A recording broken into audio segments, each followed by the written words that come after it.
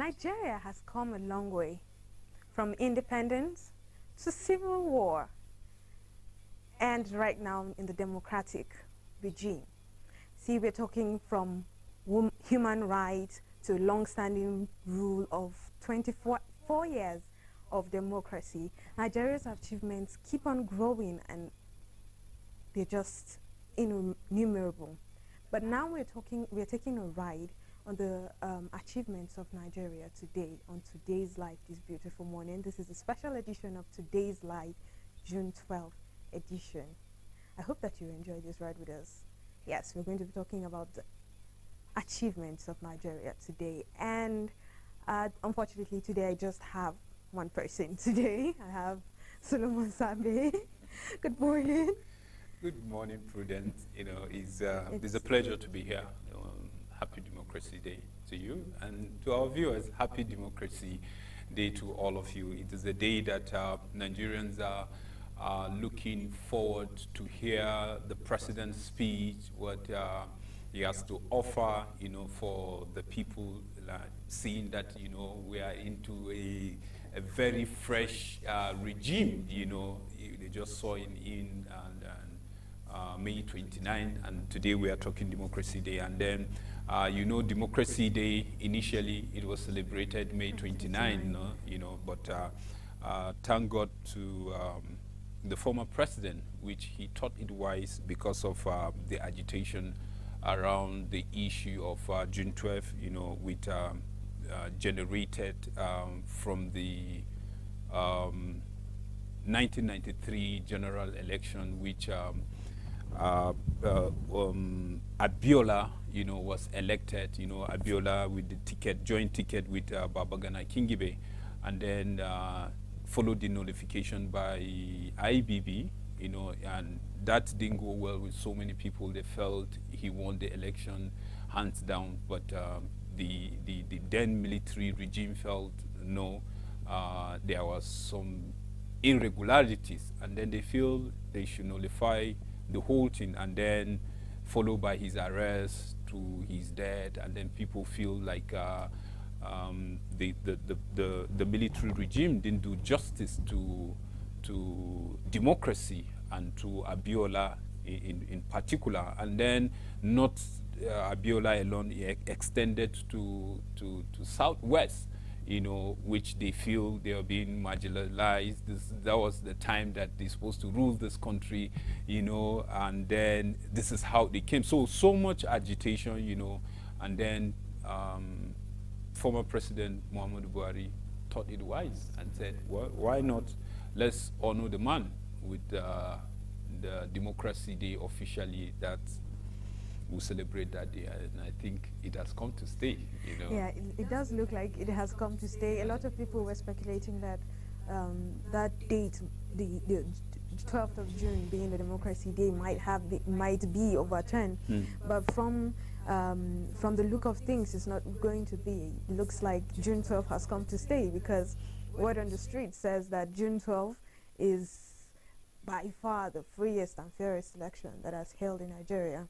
And a lot of people are positive about that, about the whole June 12th being the our Democracy Day in Nigeria.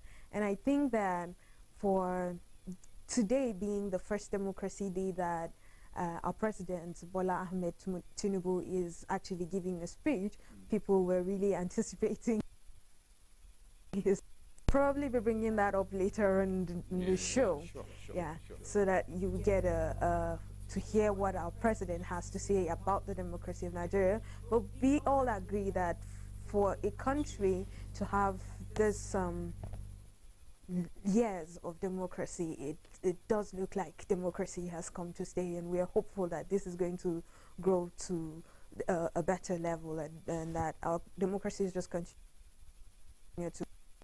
So we're talking about the achievements of Nigeria generally from the period of from when we were from the period of independence, actually, way before the whole military rule and back and forth between military rule and democratic rule.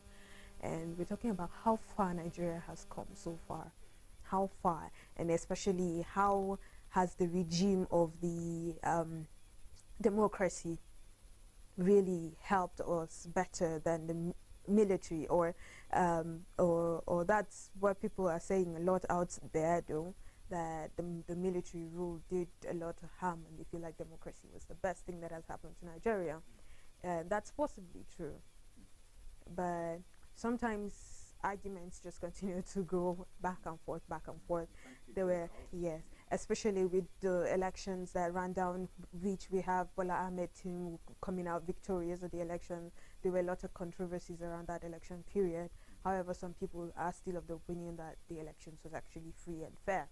So those irregularities and those concerns of the Nigerian people are out there. Everybody hears it, everybody watches it. But regardless of all these concerns, we do know that Nigeria still thrives. There's a way Nigeria still comes out victorious at the end of the day. Nigeria is a strong uniform. I read somewhere someone talking about how for him the major achievement of Nigeria is that up to today, since independence, through the military rule, through the civil war and all that, and now the democratic regime, we are still standing strong as one Nigeria, and he feels that that is the best achievement that Nigeria has made, and I do agree with him. I think that's a great one on Nigeria's part. It's important that it is actually lovely and important that people of different ethnicity could be together to this point. Like this. Yes, there are hitches, people are calling for division and all that, but still, regardless, Nigeria is still standing strong. And we do hope that Nigeria will continue to stand strong to that. Yeah, it is our prayer. And we'll continue to pray. But I just want to inform our viewers that we are live on Facebook and YouTube. You can join the conversation by sending us what you feel concerning Democracy Day today, and then so far so good. Are we progressing, or we are stagnant? Let's hear your view. And then we do the show together. Is more exciting to know that we are doing this together. So just join the conversation. Like you rightly said, I would say yes, Nigeria is still intact, but some people can argue that. Yeah, but the reason why I said that, looking at so many things that happen, since independence, so many waters have passed under the bridge, and then the bridge is still standing. And that's the beauty, and if you look at it very well, you talk about our diversity, the different tribes that we have in Nigeria, the different religion we're having, and then people coming from a different political zone, different culture, and then you could see us coming together with that Nigerian dream. People believing in Nigeria, that they so much believe that one day Nigeria of their dream will come to pass. And then if you look at the struggle, since the era of the Tafawa Balewa, and then the Sardauna, Obafemi Awolowo, and the rest, I would take our unity most, I would say, I would take it backward then. Then we will say we are more united, we are more united. Then the Project Nigeria was the target, if you allow me, because that's when you will see, the northern region and then the southern region. You look at that there are competition, then, and the competition was a healthy one. The era of them Sardauna, then Azikiwe, then Obafemi, and the rest. You see those regions like trying to compete. Healthy competition, you know, and then now agreeing to come together as one entity to see that they push the Nigerian dream. And then gradually, as we're growing, and then the issue of sectionalism, religion begin to enter, you know, begin to divide us. And then if you look at then and now, you will say we have more things that unite us then and few things that divide us now. Because if you look at it now, it's about the issue of tribe and about religion. You know, 1999, when the regime of Olusegun Obasanjo kick-started, which took over from Abdul Salam Abubakar, you know, yes, then we'll say we're still intact somehow. But after then, we'll begin to see the politics of religion playing. Sectionalism, where are you coming from? What region, what tribe do you speak? What's your religion? And that's why, you know, most of people keep building on it. I would say the few elite took advantage of that to divide us so that they will rule us. And that is why you talked about the issue of the 2023 general election, which me and you know, saw what happened. We sat, me and you, here in some of this show and analyze what transpired out there. You could just see pure religion playing. That is why today, somebody that is a leader, that is leading even the Christian, the Muslim, the non-Muslim, the free thinkers, and the rest can come out and say, this is something that they have planned, and it worked, and anybody can go to hell. And you call that a leader? And somebody is aspiring to be a national leader, to take a center stage on the central leadership of the country. And you begin to ask yourself, if you give those kind of people opportunity to lead, what are they going to tell people? Yeah, well, about the 2023 elections, so some people would beg to differ and say that religion didn't really play a lot of role during the elections. Some people would say that it is the first time that we could see people actually being interested in what the candidates have to say and what the candidates have to relate to people. And to an extent that is true, especially for the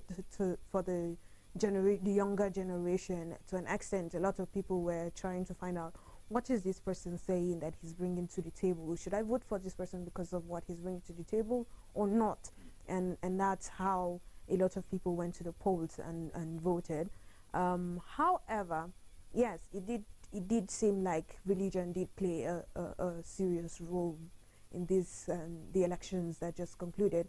However, that aside, now we have our president, and our president has made a speech, and in his speech he spoke about how democracy has done well to Nigeria and that Nigerians should guard democracy jealously. I'm actually quoting that exactly from what he said. He said we should guard our democracy with jealousy, and I think that's a good one. For a country that is ruled by democracy, your voice is supposed to be heard. So even if you see any form of irregularities, for instance, the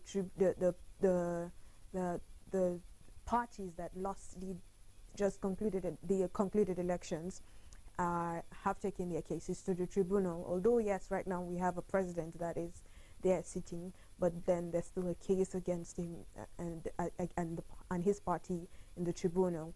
And you see that everybody's trying to bring out facts. Everybody wants their voice to be heard. Everybody wants my opinion to be heard. So at the end of the day, to an extent, we could say that democracy has really grown on Nigerians. It's like everybody is just ready to voice out their own opinions.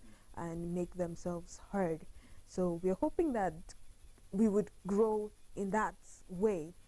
Not to disagree totally with what you're saying, but yes, we did have periods where our democracy fluctuated from the unity of purpose to cultural diversity and to religious interest. Everybody talks about their ethnic group. It's our turn to do this. It's our turn to do that. And we had a lot of that during the previous elections. However, it is an unpopular opinion says that the NSAS of 2020 was actually a start point for the younger Nigerians to have an open eye to make Nigeria more unified. You would see that youths from all over Nigeria came out to the streets to actually protest a common interest, and to an extent our voices were heard because that was demolished or deconstructed by the previous president, Muhammadu Buhari. But that's an unpopular opinion, yes, but I think that's a start to a better Nigeria. The fact that the youths are more outspoken about politics these days. Previously, if you would talk about politics in Nigeria, you would just see the older generation, people above 40, 50, talking about politics. But right now, you would find 19-year-olds, 18-year-olds talking about the politics of Nigeria. So I think we've come a long way, regardless that we had that period where people were no longer interested anymore because we felt that the country was in a failed state. However, it seems like there's still hope for Nigeria. A lot of us are still hopeful, and we believe that Nigeria is going to turn out well later. And yes, there are a lot of things that we need to work on. However, we have achieved also a lot of things. See, for instance, let's talk about the humanitarian side of this. From the period of colonial independence, and gradually you'll be beginning to see more women coming out to the public center. It's not in African culture for a woman to be actually out there, but then again, right now we see that the woman rights is being pursued relentlessly. You find that a lot of people are activists. A lot of people are coming out to talk about how women have rights as well, and how women should come out and exercise their rights. Also, the child rights. You find a lot of people talking about how we find how to curtail human trafficking and the rest of it. So I think that we do have a long way to go, but there's still hope because we have made small steps towards a better Nigeria. I agree with you. Nigerians are determined. And then when you talk about our achievement, since 1999 till date, one, you say freedom of speech. Freedom of speech. During the military era, it is very difficult for you to come out and then to challenge any policy of the military regime then. But you look at, coming of democracy, people are free. People take government, to court, to prove their case. You remember the issue of VAT in this country, which Wiki and Co, took the federal government to court.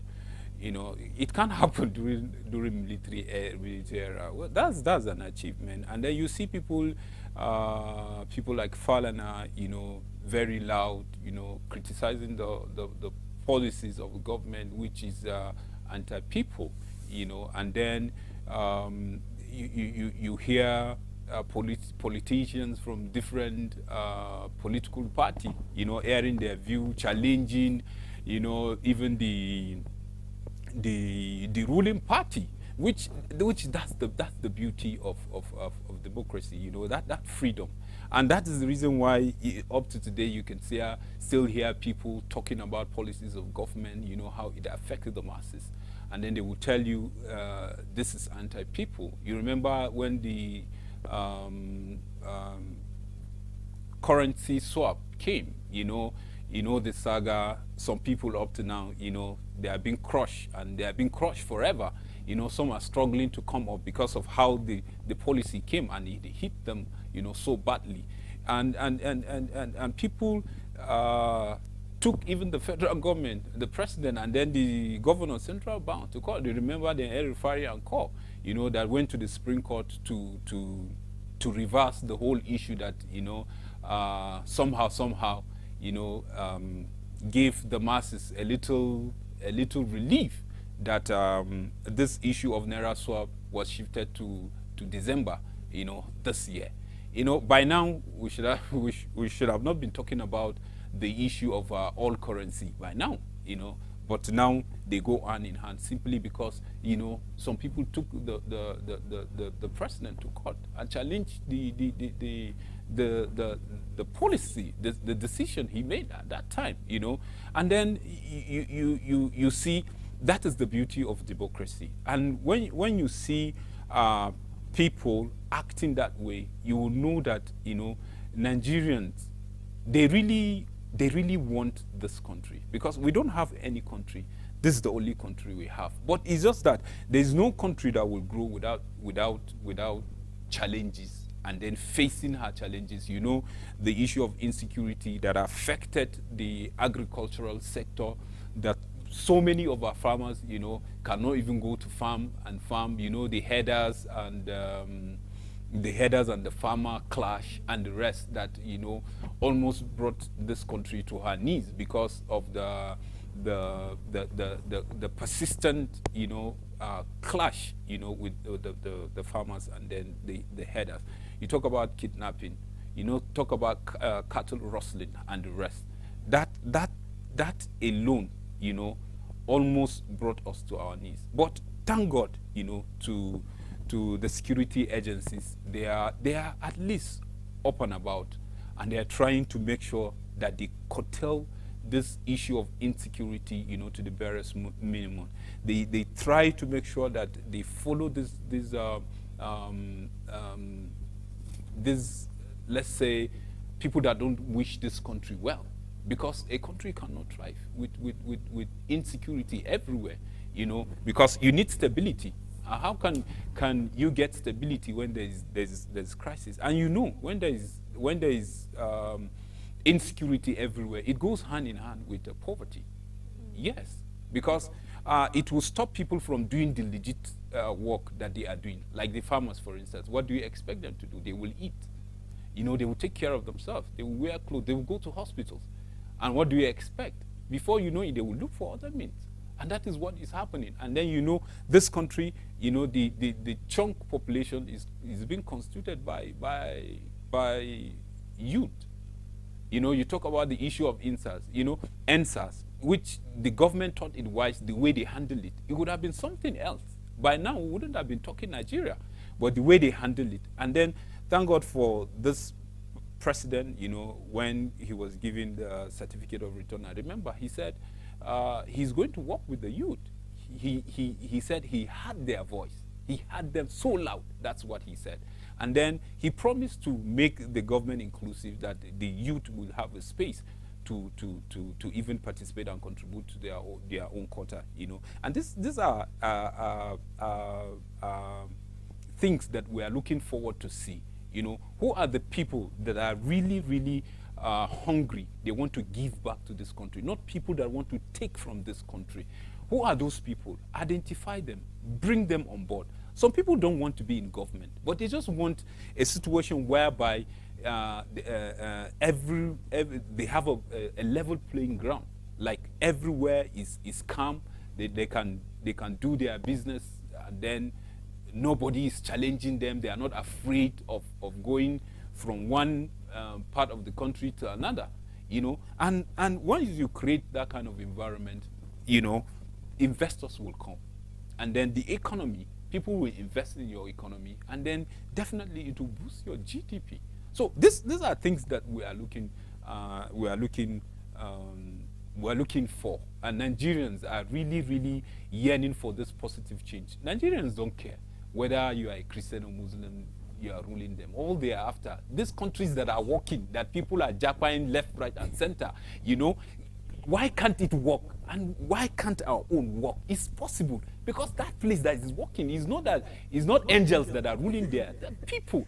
And you look at our leaders, they want to go there and have their vacations and the rest, and you are not fixing your own. So we are hoping that, you know, our leaders, we look at democracy, because if you say democracy is for the people, then let the people be involved. And I hear Mr. President is saying that if you are saying that the masses should sacrifice, then the leaders too, we should see sacrifice from them. You know, we should see sacrifice from them. So I believe Nigeria is going to be great. There's hope for this country, and that's the reason why some of us are still here, and we're doing what we are doing, just to contribute our own quota. Yes. Also, yes, we have agreed that there has been ups and downs in Nigeria. There was a point in time where Nigeria could tackle the issue of Ebola. It came in, it didn't even have more than 20 victims at the end of the day, and it was so smartly. However, now we're having doctors leaving the country, or we had a period where doctors were just leaving the country at any point in time they get the opportunity. And right now, Nigerians are really clamoring towards a Nigeria that has a medical system that is functional, and we are clamoring for a country that has a functional educational system. We've had faulty education system. We've had the ASU going on strike. We've had the ASU going on strike. We had the medical personnel as well going on strike. We had the Labour Congress threatening strike just barely 2 weeks ago because of the statement from Mr. President about the fuel subsidy being removed. And those are ups and downs that Nigeria has gone through. However, we have seen that Nigeria, in almost all these circumstances, we have come out strong, still thriving and still forging ahead. And we're hopeful that it's going to be the same thing about this subsidy issue. And a lot of people would agree that the issue of Nigeria is not making decisions or plans or making policies. Rather, it is the implementation that we have an issue with.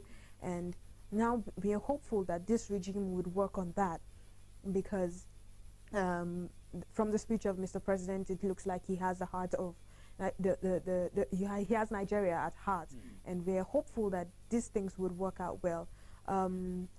There a lot of people go out there thinking that at the end of this regime we would see some difference. We'll see a difference in the direction that Nigeria has been headed, and we'll find a Nigeria that is really functional coming to play in the nearest future. And we're hopeful that that is what is going to happen to us. But however, before we continue, I think that we should take the speech from Mr. President. Sure. Let's take the speech.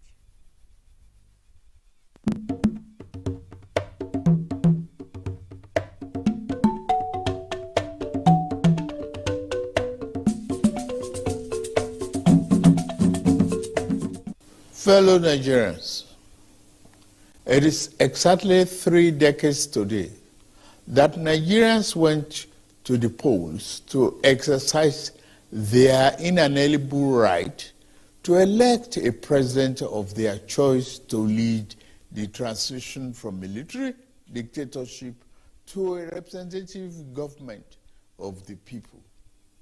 The abortion by the military fiat of the decisive victory of Chief MKO Abiola of the defunct Social Democratic Party in the June 12, 1993 presidential election. Up to that time, the fairest and the freest election in the country's political evolution turned out, ironically, to be the seed that germinated into the prolonged struggle that gave birth to the democracy we currently enjoyed since 1999. in rising to strongly oppose the arbitrary annulment of the will of the majority of Nigerians as expressed in that historic election, the substantial number of our people who participated in the struggle to annul the election signified their fierce commitment to enthroning democracy as a form of government that best ennobles the liberty, the dignity of individual, and integrity, as well as the stability of the polity. The fierce opposition to the annulment of June 12, 1993 presidential election and unrelenting pro-democracy onslaught it unleashed was the equivalent of the battle against colonial rule by our founding fathers that resulted in the gaining of Nigerian independence in 1960. Just like the anti-colonial movement, the pro-democracy June 12 vanguard demonstrated once again the enduring validity of the 19th century historian Arnold Toynbee's eternal postulation that civilization and society experience progress as they are forced to respond to challenges posed by the environment.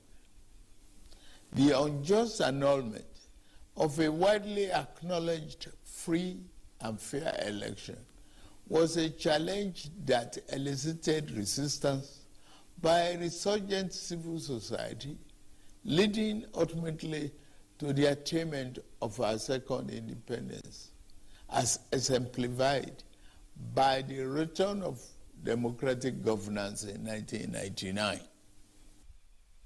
Fellow compatriots, we celebrate a day that has remained a watershed in our nation's history, not just today, but for every June 12, for the endless future that our beloved country shall exist and work stronger and stronger. Generation of Nigerians will always remember themselves that the democracy that is steadily going to become the defining essence of our polity was not gifted to us on a silver platter. We can easily recall the sacrifice and the martyrdom of Chief M.K.O. Abiola, the custodian of the sacred mandate that was so cruelly annulled. He sacrificed his life in unyielding patriotic defense of the ideals of democracy, as symbolized in his choice by his fellow countrymen and women as their duly elected president. There was an easier choice for him. It was to forgo the justice of his cause and opt for the path of ease and capitulation in the face of the tyranny of power. To his eternal credit and immortal glory, Abiola said no. He demonstrated the time-tested eternal truth that there are certain ideals and principles that are far more valuable than life itself. Every day on this day, down the ages, we will recall the several heroes of democracy, such as Kudirat Abiola, wife of Chief Abiola, who was brutally murdered while in the trenches fighting on the side of the people. We remember Pat Alfred Rewani, one of the heroes of our independence struggle, and Major General Shehu Musaya Adua, retired, who was silenced by the military junta while in pursuit of democracy. They gave their yesterday for the liberty that is ours today. The point is that we must never take this democracy for granted. We must forever jealously guard and protect it like a precious jewel. For a people can never truly appreciate the freedom and the right democracy guarantees them until they lose it. We have transferred the dark, thorny part of dictatorship before, and those who experience it can readily testify to the unbridgeable gap between the dignity of freedom and the humiliation and degradation of tyranny. Through, yes, rancorous debates, interminable wrangling, ceaseless quarrels, bitter electoral contestations may be perceived by some as the unattractive feature of democracy, but they also testify to its merits and value. This year, we held the 7th in the cycle of elections that have become sacred ritual of our democratic practice in this dispensation since 1999. That the polls were intensely contested is in itself positive evidence that democracy is well and alive in our land. It is only natural that even as those who won and experienced victory in various elections are elated and fulfilled, those who lost are disenchanted and disappointed. But the beauty of democracy is that those who win today can lose tomorrow, and those who lose today will have an opportunity to compete and win in the next rounds of elections. Those who cannot endure and accept the pains of defeat in elections do not deserve the joy of victory when it is their turn to triumph. Above all, those who disagree with the outcome of the elections are taking full advantage of the constitutional provisions to seek redress in court. That is one of the reasons why democracy is the best form of government invented by man. For Chief M.K.O. Abiola, the symbol of this day, in whose memory June 12 became a national holiday, democracy is eternal. It is about rule of law and vibrant judiciary that can be trusted to deliver justice and strengthen institutions. It has become imperative to state here that the unnecessary illegal orders issued to truncate or abridge democracy will no longer be tolerated. The recent harmonization of the retirement age of the judicial officers is meant to strengthen the rule of law, which is a critical pillar of democracy. The reform has just started. The democracy that will yield right dividends to the people who are shareholders means more than just freedom of choice and right to get people into elective offices. It means social and economic justice for our people. To the winner of June 12 democracy offers the best chance to fight and eliminate poverty. 30 years ago, he christened his campaign manifesto, Farewell to Poverty, because he was convinced that there is nothing defined about poverty. It is a man-made problem that can be eliminated with clearly thought out social and economic policies. It is for this reason that in my inauguration address On May 29, I gave effect to the decision taken by my predecessor in office to remove the fuel subsidy, the albatross, and free up the collective use of much needed resources, which had hitherto been pocketed by a few rich. I admit the decision will impose extra burden on the masses of our people. I feel your pain. This is one decision we must bear to save our country from going under and take our resources away from the stranglehold of a few unpatriotic elements. Painfully, I have asked you, my compatriots, to sacrifice a little more for the survival of our country. For your trust and belief in us, I assure you that your sacrifice shall not be in vain.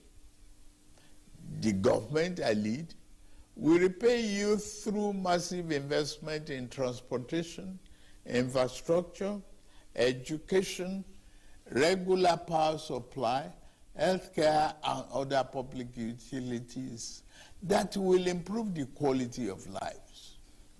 The democracy MK Abiola died for is one that promotes the welfare of the people over personal interests of the ruling class, and one where the governed can find personal fulfillment and happiness. That is the hope MK Abiola ignited throughout our country in 1993. On this year's Democracy Day, I enjoy all of us, to rededicate ourselves to strengthening this form of government of free people that has been our guiding light these past 24 years. In particular, those of us who have been privileged to elect into public office at various levels in both the executive and legislative arms of government must recommit ourselves to offering selfless service to the people and delivering concrete democracy dividend in accordance with our electoral promises. On my part and that of my administration, I pledge anew our commitment to diligently fulfilling every component of our electoral pact with the people, the Renew Hope agenda. We shall be faithful to truth, faithful to equity, and faithful to justice. We shall exercise our authority and mandate to govern with fairness, respect for the rule of law, and commitment to always upholding the dignity of all our people. On this note, I wish us a happy Democracy Day celebration and pray that the light of liberty shall never be extinguished in our land. Thank you all, and may God continue to bless the Federal Republic of Nigeria.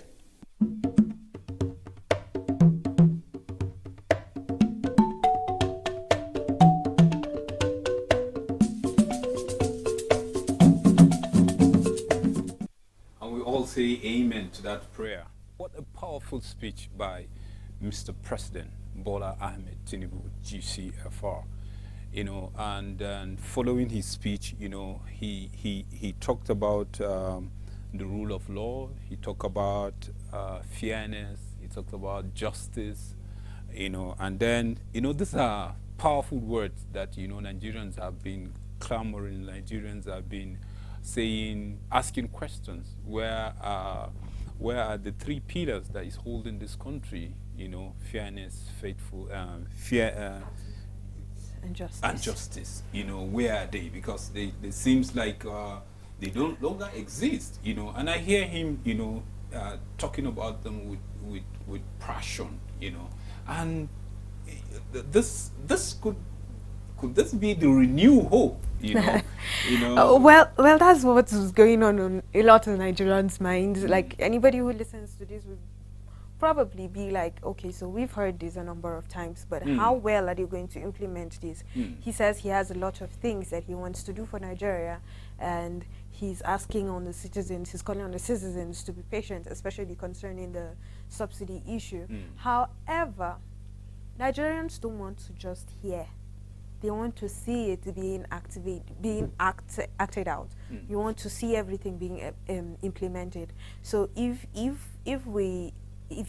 since he has given this speech, if we don't see that this thing is implemented, then we guess that the country, then Nigerians will conclude that Mr. President has failed alongside his whole administration.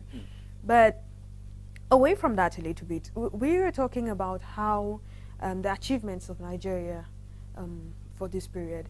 An unpopular opinion says that the achievements of the citizens of the country automatically is the achievements of the country. So we do have a lot of the citizens of Nigeria making name out there. You find the Nigerian basketball team making name for itself.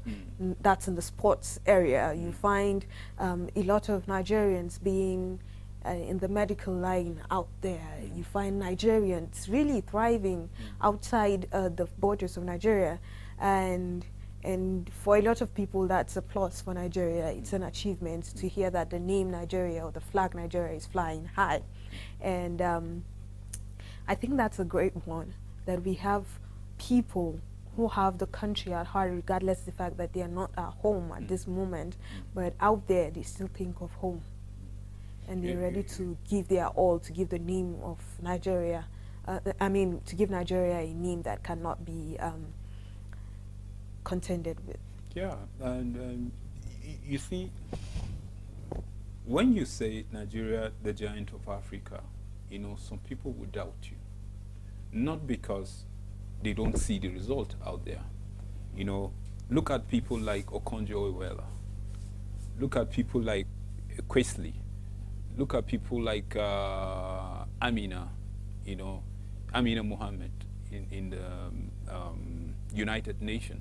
Look at people like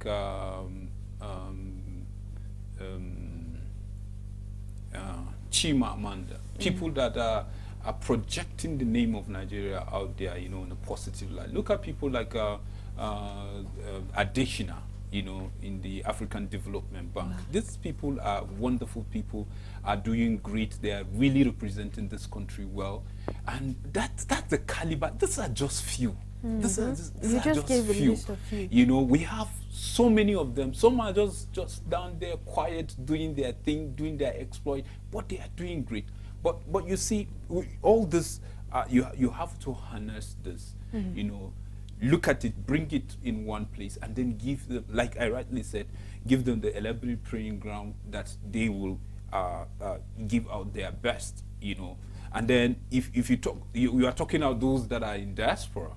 Like talk about people that are in here. You talk about students, those that go out there either based on government scholarship or people that just afford to go and study abroad. They are doing wonders, breaking records, out there, in their own chosen field of study. They are doing great. Their names are there. This is what we are thinking, that this regime will capitalize on that. Those good heads, those wonderful, great guys and women that we have, of this country, bring them together and say, this is the time to build a nation. And I listened to his speech, like you rightly said. Yeah, some people will say we have listened to wonderful speeches, by different presidents, and will this be different? Yes, we are hopeful that this will be different. And it don't just happen. You have to bring good heads together and say, okay, this is what we have. Can we just roll this and then see how we will succeed based on this? You see, his first ascent, as a president was the harmonization of the retirement age of judiciary, which is wonderful. It's commendable. This bill was just lying down there, but he feels, yes, this will help the judiciary, you know. He said the reform have just started. And this is what we want to see. We want to see president that we talk with authority, that knows the power that he has, you know, to do the right thing. You know, because some people know that they have the power, but they do the wrong thing. We want to see a country whereby nepotism will not be tolerated anymore. We want to see a country whereby religion will not be tolerated anymore. We want to see a country that will be governed based on your own ability, capability, you know, on a given an assignment. You know, that's what we are praying and what we are hopeful. So basically, we are hopeful to see a working system in Nigeria. Yes, you know, because take away the system, you know, there's nothing left. You know, all these countries that you see them working, like things working in those countries, check the system, because the system are working. So you have to make the system work. And when he talked about the reform just started, I said, praise the Lord. You know, let's hope that, yes, this is the beginning of new thing that will start. Because so many people have been talking about this issue of reform. We have to reform all these sectors because we want to see our agricultural sector working. We want to see the agricultural sector fetching money, adding to the GDP of this country. Aside fuel that contribute 40% of our GDP, the next is agriculture. But look at how it's been neglected. You know, we are just farming, some are just farming for like hobby. Look at the hectares of land that we have in this country, you know, that they're just lying down there with. Create an enabling environment. Let's see, we can feed Africa, we can feed the world. Yes, we can. Yeah. You know, fuel, oil can just be, like they will say, jara. Yes, if you use agriculture, because people must eat. People must eat. It's not everybody that drives. Well, that's very true. A lot of things, as I said earlier, we have a lot of ups and downs in Nigeria. However, I think one thing that stands out about Nigeria, one very great achievement of Nigerians, is that we are resilient. Nigeria is resilient, and we'll come out of this. Whatever it is that is pulling us down, we'll come out victorious at the end of the day. That's hopeful. Well, it does seem like our time is like fast spent, but let's do a quick wrap on this. There are a whole lot of other things that Nigerians have been forging ahead in. See, our entertainment industry in Africa is one of the best. Nigeria's entertainment industry is out there. You find a lot of people winning the Grammys, which is the biggest award in the world. Yeah, that's the biggest award platform in the world. But the point is that Nigerians are thriving regardless the issues that we are facing at home, and we are hopeful that in this democratic dispensation that things will change and we'll begin to have a working environment. And I think that that's the best thing that would happen to Nigeria. You talk about entertainment industry, you talk about the creative industry in general, you know. Nigerians are doing well. Look at Burna Boy, you know, just day before yesterday, you know, he performed in one of the biggest stage in European football. You know, he performed there, you know, during the Champions League, you know, which Man City, you know, win the cup. You know, he performed there, and you could see when he was being granted interview, he was so proud, you know, to be Nigerian, you know, and that's the spirit. That's the beauty. That's what we want to see, you know. And then when Nigerians are climbing, going round representing us, we want to see that, you know, the country would give us, you know, because it's not everyone that will go out there. While some people are representing us out there, some people should represent us well here. And then it's only the government that can give us the platform to do that. Know, lastly, you know, like he said, we should not take democracy for granted, because some of our leaders, they are taking democracy for granted. And Tinubu just reminded us today that we should not take democracy for granted, because today you'll be in, tomorrow you'll be out. You'll be out. Well, thank you very much, Solomon, for doing this with me. It was really a nice session. I do hope that you enjoyed your time with us today, and we would still be back next for today's life. Don't worry, today's life is not being collapsed. Yeah. Well, before we go, I would like to give you this quote from Chinua Achebe, and he says that sustaining democracy in Nigeria will require more than just free elections. It will also mean ending a system in which corruption is not just tolerated, but widely encouraged and hugely profitable. So it's true that to an extent we have allowed corruption to be accepted in this country, and now we are saying no, we do not want it. Rather, we want a working system, a system that will work and favor all Nigerians. That's a wrap for it for today's live today, the special edition of June 12th. I do hope that you enjoyed your time. Well, bye for now. See you next time.